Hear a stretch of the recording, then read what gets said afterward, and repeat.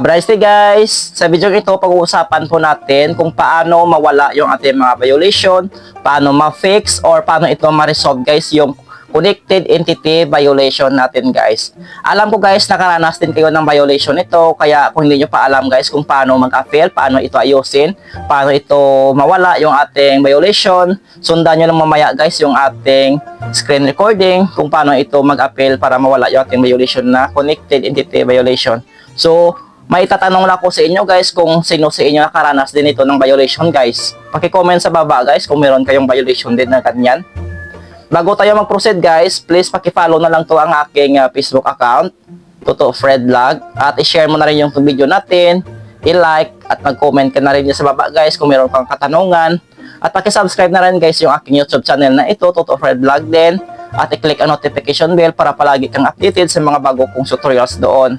So, ito guys mga violation natin na dapat natin talaga ingatan kasi nga once na maka-violation tayo na ganito guys, yung ating monetization ay limited na or restricted. Hindi na tayo makakaroon ng earnings dito guys kapag ganito yung ating violation na connected entity violation. So ano po ba ibig sabihin nito guys? Ito yung violation natin guys na mayroon tayong third party or multiple accounts yung ginagamit natin na detect ni Meta or ni algorithm.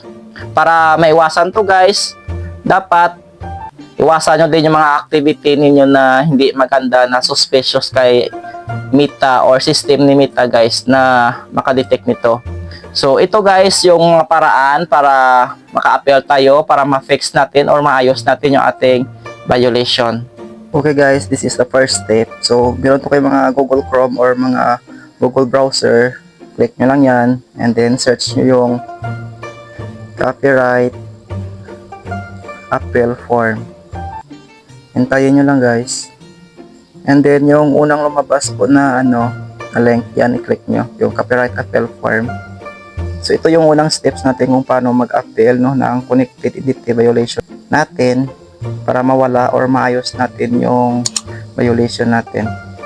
Para ma-restore ulit yung ating monetization sa active. Loading to guys, hintayin lang. Dito guys, pwede din kayo dito mag-appeal gamit ang copyright appeal form na to para sa ating mga connected entity violation. So i-check nyo lang to guys yung I understand and wish to continue. And then dito guys, i-fill up nyo lang yung hinihingi niya contact information tulad ng your name. So ilagay nyo lang dito guys.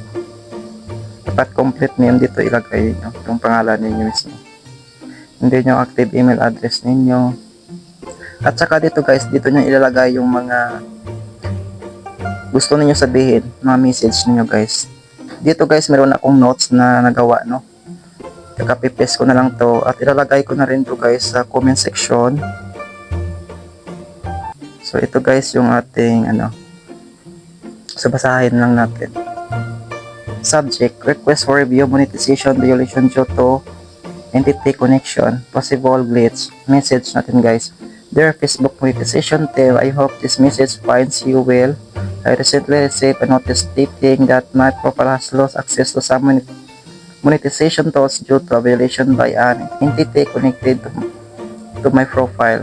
The message also mentioned that my payout account information was not updated.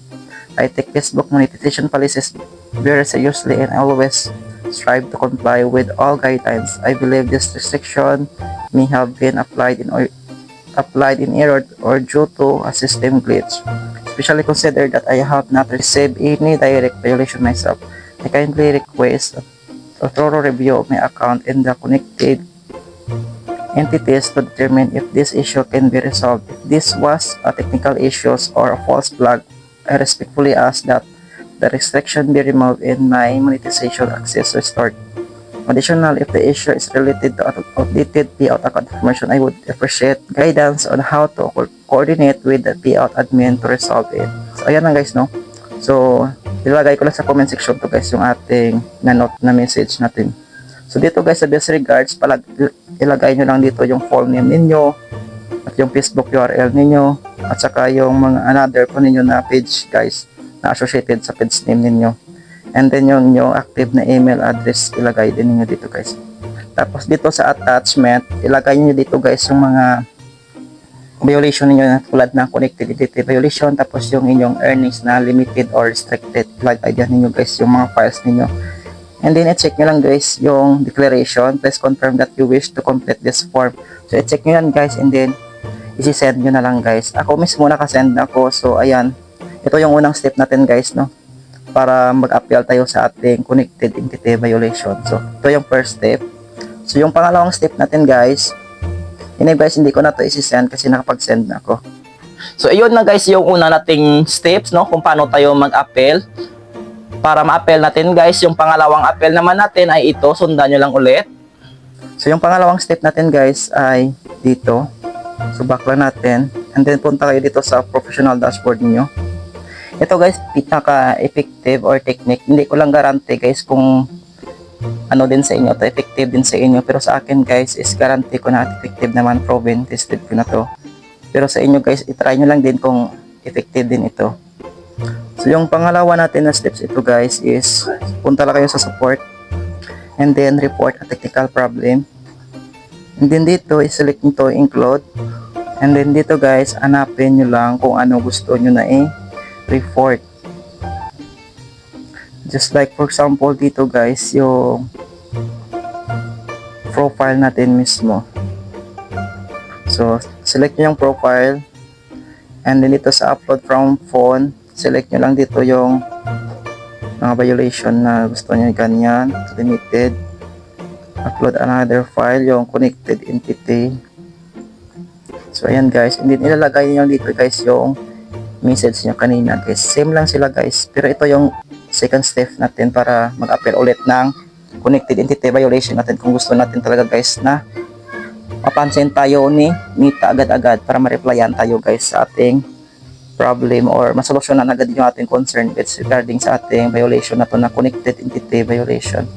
So ito guys, same lang din ang process, ano.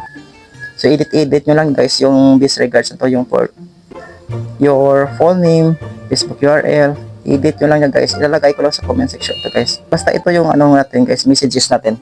So ayan, tapos isi-send nyo lang yan guys pagkatapos nandito yung isi-send. So ito lang guys yung bibigay ko sa inyo ng mga steps kung paano mag-appeal sa ating mga violation regarding sa ating connected entity violation. Pero sa akin naman guys, bumalik na rin sa active yung aking earning. So your profile is earning money. So naging active na ulit yung aking content monetization guys. Kasi nga nakipag-send ako ng appeal doon, no. So effective naman guys. Sana sa inyo din guys effective. Kaya try nyo lang din guys sa inyo. So check ko lang guys yung aking profile status, kung active na rin ba yung aking monetization. So ayan guys, active na rin yung aking monetization at saka yung recommendation ko. So ayan guys, hanggang sa muli. Dito na natin tatapusin yung ating tutorial. Sana nakatulong ako sa inyo at sana may natutunan kayo guys. Feel free guys to comment sa baba kung meron pa yung mga katanungan dyan. Comment lang po kayo. Thank you so much. Bye bye.